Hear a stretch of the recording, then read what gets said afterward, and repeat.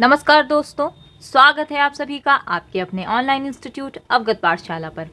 मैं आशा करती हूँ कि रीजनिंग में अब तक बताए गए कॉन्सेप्ट आप सभी को समझ में आए होंगे और आप सभी की पढ़ाई अच्छी चल रही होगी। तो चलिए बिना किसी विलंब के शुरू करते हैं आज का सेशन।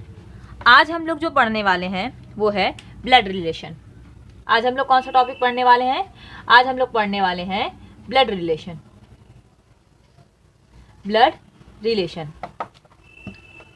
ब्लड रिलेशन में आपको क्या पढ़ना है? देखिए, ब्लड रिलेशन एक ऐसा टॉपिक है जो किसी किसी का तो बहुत क्लियर होता है और किसी किसी को बिल्कुल समझ में ही नहीं आता है। वो क्यों होता है? देखिए, ब्लड रिलेशन का मतलब क्या होता है? रक्त संबंध।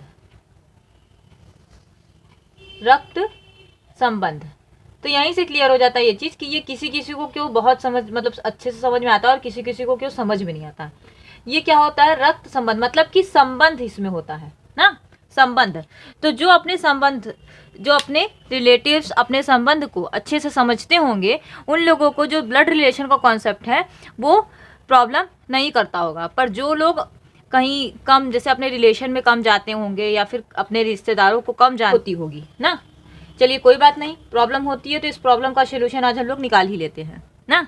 इस प्रॉब्लम का सोल्यूशन आज हम लोग निकाल लेते हैं। मतलब कि अगर आपके घर में, जैसे समझिए कि कोई अगर बुजुर्ग है और आप उससे अगर पूछें, वो आपसे पूछे कि आपके दादा के भाई का बेटा का लड़का आपका क्या हुआ, तो आप इस मैटर पे थोड़ा सा सोचने लगेंगे, पर उनको सोचने में थोड़ा ही समय लगेगा और वो आपको तुरंत रिश्ता निकाल के बता देंगे कि आपका उनसे क्या रिश्ता होगा। ठीक है, तो वो इसलिए होता है क्योंकि उन्होंने आपसे ज़्यादा रिश्ते देखे हैं और उनको अपने रिश्तों का ज्ञान ज़्यादा है।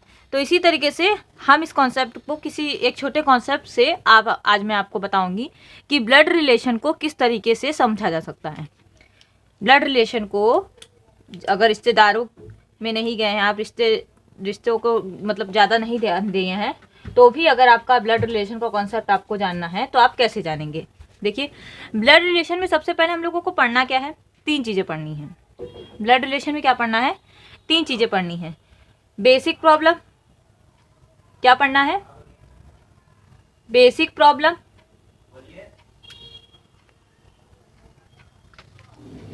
ठीक है, क्या पढ़ना है? बेसिक प्रॉब्लम,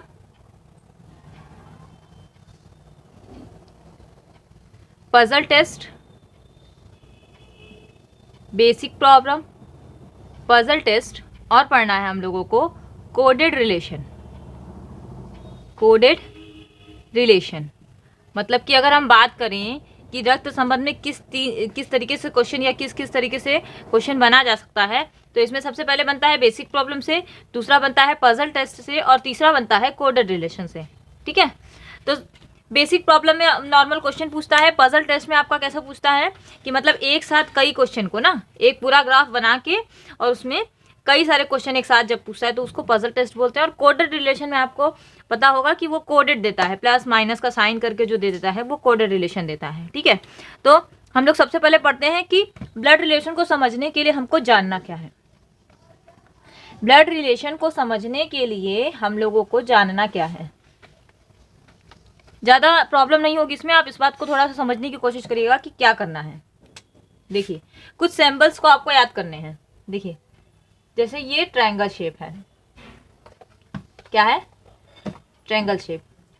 तो अगर हम ट्रायंगल शेप की बात कर ले तो हमें ये समझना है कि जो ट्रायंगल का शेप हम लोग ले रहे हैं वो मेल के लिए ले रहे हैं। ट्रायंगल का शेप हम लोग किसके लिए ले रहे हैं? मेल के लिए ले रहे हैं। सर्कल का शेप हम लोग लेंगे, सर्कल का शेप हम लोग लेंगे किसके लिए? फीमेल के लिए। सर्कल का शेप हम लोग लेंगे फीमेल के लिए। ठीक है, जैसे अगर 2 लोग हैं, ऐसे हमने बनाया ट्रायंगल शेप और ऐसे हमने बनाया सर्कल शेप। ठीक है, और इन दोनों के बीच कोई ना कोई तो संबंध होगा ही। हर 2 व्यक्ति के बीच कोई ना कोई संबंध होता है, फिर वो व्यक्ति लड़का हो या लड़की हो, या लड़की हो या लड़की हो, या लड़का हो या लड़का हो। ठीक है, तो हमने आपसे बताया कि अगर ट्रायंगल का शेप हम लेंगे किसके लिए? मेल के लिए, और सर्कल का शेप हम लेंगे फीमेल के लिए, और अगर इन दोनों के बीच में पति पत्नी का संबंध है, क्या संबंध है? पति पत्नी का, यानी कि हस्बैंड वाइफ का, क्योंकि अब लड़का है तो हस्बैंड हो सकता है, लड़की है तो वाइफ भी हो सकती है ना। तो अगर इन दोनों के बीच हस्बैंड वाइफ का संबंध है तो इसके लिए हमने देखिए क्या बनाया, डबल बॉन्ड बनाया ये डबल बॉन्ड। तो जब ये डबल बॉन्ड की बात करेंगे हम, तो डबल बॉन्ड की बात में हम क्या करेंगे, मैरिड। जब डबल बॉन्ड की बात आएगी तो वो मैरिड की बात होगी, मतलब या मैरिड की बात आएगी तो हम डबल बॉन्ड का साइन लगाएंगे, ठीक है। जब मैरिड की बात होगी तो हम डबल बॉन्ड का साइन लगाएंगे। फिर अभी ये लड़का है और ये लड़की है और इसके बीच में हमने सिंगल बॉन्ड दिखाया ना, ये सिंगल लाइन दिखाई। तो जब ये सिंगल लाइन दिखा रहे हैं तो इनके बीच में क्या होगा, जब ये सिंगल लाइन दिखा रहे हैं तो इनके बीच में क्या होगा, सेम जनरेशन। इसमें इनके बीच में क्या होगा, सेम जनरेशन होगा। इनके बीच में क्या रिलेशन होगा, सेम जनरेशन। मतलब कि ये सेम जनरेशन में, अगर ये ब्रदर होगा तो ये उसकी सिस्टर होगी, ये दोनों सेम जनरेशन में है ना। अगर ये ब्रदर होगा तो ये उसकी सिस्टर होगी, तो ये दोनों सेम जनरेशन में चल रहे हैं, ठीक है, ये सेम जनरेशन में चल रहे हैं। अच्छा, अब अगर एक व्यक्ति है, यानी कि समझ लीजिए ये आप हैं ना, ये आप हैं, ये समझ में आ गया ना, ये चार हैं। और इसके बाद देखिए, अगर जैसे ये आप हैं ना और आपके पिताजी क्या होंगे, आपके पिताजी एक और आपकी माता ये। जैसे कहने का सेंस ये था कि हमने जब मैरिड का दिखाया तब डबल लाइन दिखाई, मैरिड के लिए डबल लाइन दिखाई, और ये आपके पिताजी हैं, मतलब कि ये हस्बैंड वाइफ हैं, जिसमें ये आपके पिताजी हैं और ये आपकी माता हैं और ये आप हैं। तो जब आपको लाइन ऊपर से नीचे की ओर, मतलब कहने का सेंस ये है कि वन जनरेशन, क्या, वन जनरेशन, आपसे एक जनरेशन आगे हैं आपके पिताजी ना, आपसे एक जनरेशन आगे हैं, तो वन जनरेशन का गैप रहेगा तो एक वर्टिकल लाइन बनेगी। क्या, वन जनरेशन, जब वन जनरेशन का गैप रहेगा तो एक वर्टिकल लाइन बनेगी, वन जनरेशन के गैप में एक वर्टिकल लाइन बनेगी। इस तरीके से जैसे मैंने बनाया अभी दिख रहा है, आप हैं, आपके पिताजी के पास अगर जाएं तो ये वन जनरेशन गैप माना जाएगा, तो एक वर्टिकल लाइन बनेगी। क्या बनेगी, एक वर्टिकल लाइन बनेगी, ठीक है। तो आपको सिर्फ ये 5 चीज़ें याद रखनी है। क्या याद रखनी है, सिर्फ ये 5 चीज़ें याद रखनी है। कौन कौन सी, समझिए। अगर हमको क्या करना है, मेल की बात कर रहा है, अगर क्वेश्चन में मेल की बात कर रहा है तो हम ट्रायंगल को बनाएंगे, अगर फीमेल की बात कर रहा है तो हम सर्कल को बनाएंगे, अगर मैरिड रिलेशन में है तो डबल बॉन्ड ना या डबल लाइन, और सेम जनरेशन में है, मैरिड रिलेशन में है तो डबल और सेम जनरेशन, मतलब कि ब्रदर और सिस्टर हुए, ब्रदर और सिस्टर हुए, या सिस्टर और सिस्टर हुए, ब्रदर और ब्रदर हुए, तो सिंगल लाइन।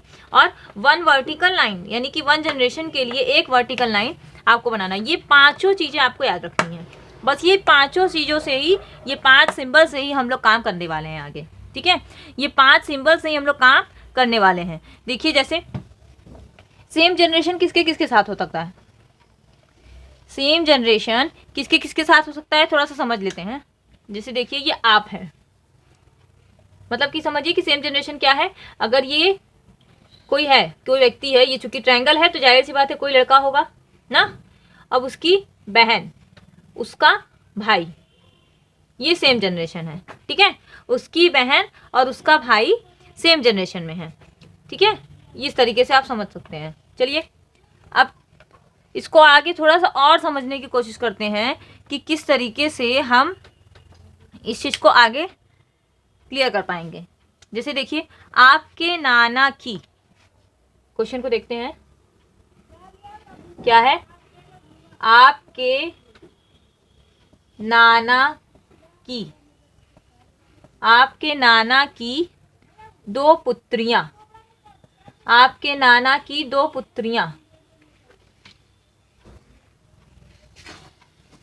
चलिए, क्या लिखा है, आपके नाना की 2 पुत्रियां, दादा के 2 पुत्र, मामी का 1 पुत्र, बुआ की पुत्री, भांजा भांजी और बहन, ठीक है।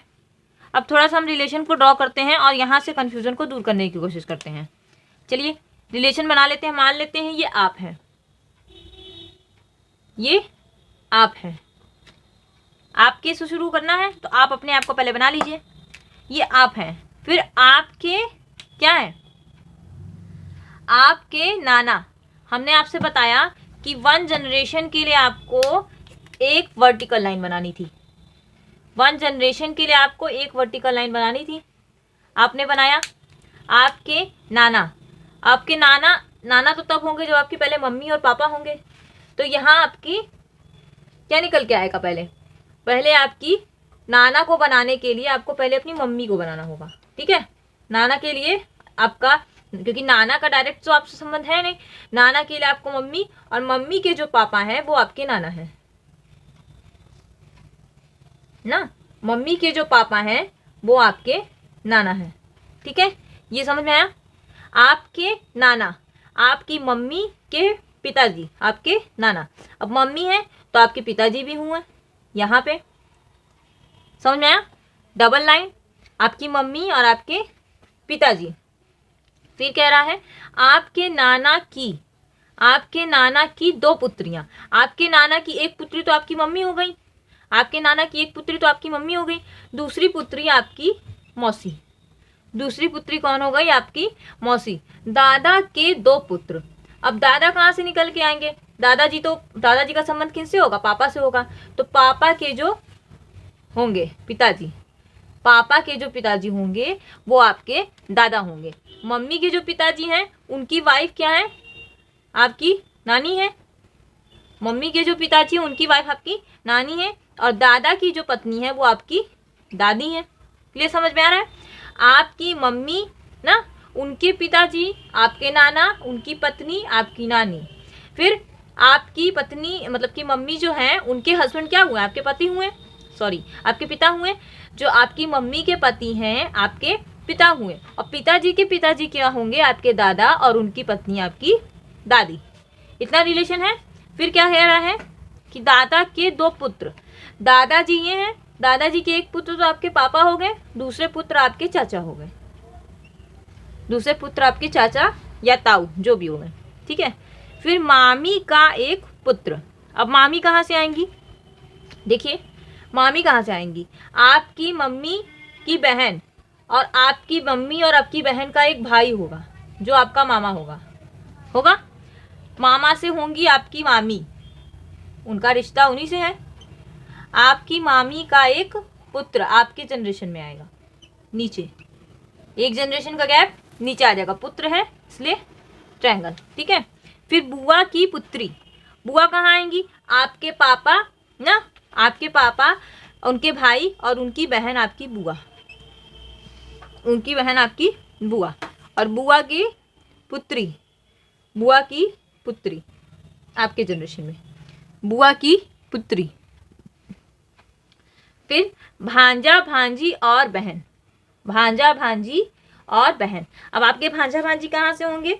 आपके ना, आपकी जो बहन होंगी, आपकी जो बहन होंगी ना, आपकी बहन होंगी, उनकी फिर उनके भी हस्बैंड होंगे आपके जिया जी, और उनके जो बच्चे होंगे, आपके बहन के जो बच्चे होंगे वो होंगे आपके भांजा, फिर उनकी बहन आपकी भांजी ना, भांजा भांजी और बहन, भांजा भांजी और बहन। तो आपकी बहन हो गई, उनके हस्बैंड हो गए, और उनकी बेटी हो गई, और सॉरी बेटा हो गया, और उनकी बेटी हो गई। तो आपकी बहन की बेटा बेटी ही तो आपके भांजा भांजी होंगे। ठीक है, तो ये एक फैमिली ट्री हम लोगों ने तैयार कर लिया, एक फैमिली ट्री हम लोगों ने तैयार कर लिया। आपने अपने से शुरू किया। किससे शुरू किया? देखिए ब्लड रिलेशन में सबसे पहला आपको यही समझना होगा, आपकी शुरुआत कहाँ से होगी। आपकी शुरुआत कहाँ से होगी? आपकी शुरुआत हमेशा खुद से होगी। जहाँ आपने खुद से रिलेशन बनाना शुरू कर दिया, वहाँ आपके रिलेशन का कॉन्सेप्ट वहीं पे ख़त्म हो जाएगा ना, वहीं पे क्लियर हो जाएगा। जैसे देखिए आपके नाना, आपके नाना, नाना कहाँ से आएंगे? मम्मी से। मम्मी से आए नाना जी ना, मम्मी पहले हमारी हैं, मम्मी के पापा हमारे नाना जी, मम्मी की पापा की जो पत्नी है वो हमारी नानी है। ठीक है, फिर 2 पुत्रियाँ, एक पुत्री तो हमारी मम्मी है, दूसरी हमारी मौसी जी, दूसरी हमारी मौसी जी। दादा के 2 पुत्र, दादा के 2 पुत्र हमारी मम्मी के हस्बैंड हमारे पिताजी हैं ना, और उनके पिताजी हमारे दादा हैं, और उनकी पत्नी हमारी दादी हैं। फिर मामी, दादा के 2 पुत्र, तो एक पुत्र तो हमारे पापा हो गए ना, आपके पापा ही एक पुत्र हैं, दूसरे पुत्र आपके चाचा हो गए। फिर मामी का एक पुत्र, मामी कहाँ से आएंगी? मामी नानी की तरफ से आएंगी ना, मामी नानी की तरफ से आएंगी, तो मम्मी, उनकी बहन, उनका भाई, आपका मामा, मामा की पत्नी मामी, मामी का पुत्र ना, मामी का एक पुत्र, आपका भाई या बहन, पुत्र है तो भाई, पुत्र है तो भाई। फिर बुआ की पत्नी, सॉरी बुआ की पुत्री, बुआ कहाँ से आएंगी, पापा, पापा के भाई और भाई की, पापा की बहन या चाचा की बहन जो भी कह ले, तो बुआ आएंगी, और बुआ की एक पुत्री जो आपकी बहन होगी, कज़न, ठीक है। फिर भांजा भांजी और बहन, आपकी बहन ना, आपकी बहन और उसकी जो पुत्री है, आपकी बहन, उनके जो बच्चे हैं वो आपके भांजा भांजी हैं, आपकी बहन के जो बच्चे हैं वो आपके भांजा भांजी हैं, ठीक है। ये फैमिली ट्री हम लोगों ने समझ लिया, ये फैमिली ट्री हम लोगों ने अच्छे से समझ लिया। अब देखते हैं क्वेश्चन किस तरीके से निकालना है। अगर आगे हम समझने की कोशिश करें कि किस तरीके से क्वेश्चन को सॉल्व कर सकते हैं, देखिए एक चीज़ और समझिए कि कभी कभी क्वेश्चन में ये चीज़ आ जाता है कि किसका किससे रिलेशन निकालना है, तो थोड़ा कन्फ्यूज़न हो जाता है। जैसे देखिए इस चीज़ को समझते हैं हम लोग। अब हम लोग को ये तो क्लियर हो गया होगा कि हम लोग ट्रायंगल का यूज़ क्यों कर रहे हैं और स्क्वायर का यूज़, सर्कल का यूज़ क्यों कर रहे हैं, किसके लिए, ये कॉन्सेप्ट तो अब तक आपको क्लियर हो गया होगा ना। इस तरीके से मैं एक चीज़ और आपके सामने ड्रॉ कर रही हूँ, इसके माध्यम से आप और अच्छे तरीके से समझ पाएंगे कि हम लोग किस तरीके से रिलेशन को शो करेंगे, किस तरीके से रिलेशन को शो करेंगे। देखिए अब इस ट्री को आप देख पा रहे हैं, इस फैमिली ट्री को आप देख पा रहे हैं, PQRST ना, T है, T की जो मम्मी पापा है कौन है, R और S है, और R के पिताजी हैं PQ ना। अब आपको बताना है इसमें आपको दो क्वेश्चन निकल के आएंगे। देखिए P का T से क्या संबंध है, बताइए, P का T से क्या संबंध है, P का T से क्या संबंध है। एक क्वेश्चन तो ये हो गया, ठीक है। ऑप्शन देख लीजिए, दादा पोता, दादा पोता, दादा पोता, दादा पोता, और इनमें से कोई नहीं, इनमें से कोई नहीं, ठीक है, इनमें से कोई नहीं। अब आप बताइए, एक क्वेश्चन ये हो गया। दूसरा क्वेश्चन देखते हैं, P और T कैसे संबंधित हैं। दूसरा क्वेश्चन है, इसी क्वेश्चन मतलब कि इसी ग्राफ से आपको बताना है P और T कैसे, P और T कैसे संबंधित हैं। इसी ग्राफ से, इसी ट्री से आपको बताना है। देखिए दोनों क्वेश्चन आपको इसी से बताना है। बताइए P का T से क्या संबंध है। देखिए जब भी क्वेश्चन में आपसे ऐसा क्वेश्चन आ जाए जिसमें के, से और के आ जाए, से और का आ जाए, देखिए से और का अगर शब्द आ जाए जिसमें दो रिलेशन आपको दिया रहे, तो उसमें आपका उत्तर जो होता है वो कभी भी समूह वाला नहीं होगा ना। उसमें जो आपका आंसर होगा वो कभी भी समूह, मतलब कि दादा पोता जो आंसर समूह में दिया है, ये आपका आंसर नहीं हो सकता, कभी भी समूह वाला उत्तर आपका नहीं हो सकता है। और आपका उत्तर हमेशा जो होगा वो क्या होगा, जिसके साथ का लगा होगा, जिसके साथ का लगा होगा यही आपका आंसर होगा, जिसके साथ का लगा होगा वही आपका आंसर होगा। मतलब कि यहाँ पे जो आंसर निकल के आएगा वो P आएगा, आपका क्या निकल के आएगा, P आएगा। तो अब निकाल लेते हैं कि P का कौन सा रिलेशन है। अगर ये आप हैं, आपके पिताजी के पिताजी क्या होंगे, आपके दादा ना, P आंसर है, तो P का रिलेशन क्या निकल के आ रहा है, दादा का। P का रिलेशन क्या निकल के आ रहा है, दादा का, तो ये आंसर दादा का हो गया, ठीक है। इस बात से आपको ध्यान देना है कि जब भी किसी क्वेश्चन में से और का आ जाएगा तो उस क्वेश्चन में कभी भी समूह वाला आंसर नहीं होगा, मतलब कि दो व्यक्ति वाला आंसर नहीं होगा, सिर्फ एक सिंगल आंसर होगा, या तो दादा हो सकता है या तो पोता हो सकता है। अब इसमें भी कैसे समझेंगे कि दादा होगा कि पोता होगा, तो जिसके साथ का लगा होगा, ठीक है, जिसके साथ का लगा होगा वही आपका आंसर होगा। तो P आपका आंसर है, और P के साथ रिलेशन क्या निकल के आ रहा है कि वो T का दादा है। P क्या है, T का दादा है, तो इसका मतलब इसका आंसर क्या हो गया, दादा आ गया। अब इसमें देखते हैं पी और टी कैसे संबंधित है। अगर से और का नहीं लगा हुआ है ना, अगर से और का नहीं लगा हुआ है तो उसमें आप रिलेशन एक नहीं निकाल सकते हैं ना, एक संबंध को नहीं निकाल सकते हैं, उसमें आपका समूह वाला संबंध होगा, उसमें आपका समूह वाला संबंध होगा। यानी कि इसमें आंसर क्या हो जाएगा, दादा पोता। इसमें ये नहीं बता रहा है ना कि पी का निकालना है कि टी का निकालना है, इसमें तो बता दिया कि पी का निकालना था कि टी का निकालना था, हमने निकाल लिया कि पी का निकालना था क्योंकि का पी के साथ लगा हुआ था, तो ये डिफाइन हो गया था कि पी का निकालना है। इसमें ये बता ही नहीं रहा है कि पी का निकालना है कि टी का निकालना है, तो हम दोनों का निकालेंगे, मतलब पी और टी दोनों का संबंध निकालेंगे। तो टी, पी और टी का संबंध क्या है, दादा और पोते का। पी और टी का संबंध क्या है, दादा और पोते का। क्लियर हो रहा है, समझ में आ रहा है ये बात आपको। चलिए आज के लिए बस इतना ही करते हैं ना, आज के लिए बस इतना ही करते हैं। ये कॉन्सेप्ट मैंने आपको जो समझाया है एक बार इसको फिर से देख लीजिएगा। अगर जिसको भी कोई प्रॉब्लम हो रही है तो वो कमेंट बॉक्स में कमेंट करके मुझसे पूछ सकता है, कमेंट बॉक्स में कमेंट करके मुझसे पूछ सकता है। और अगर आपको ये कॉन्सेप्ट पसंद आया हो, आपको ये कॉन्सेप्ट पसंद आया हो तो इस वीडियो को लाइक करें, शेयर करें और सब्सक्राइब करना ना भूलें। फिर मिलते हैं नेक्स्ट वीडियो में कुछ नए कॉन्सेप्ट्स के साथ। तब तक के लिए धन्यवाद।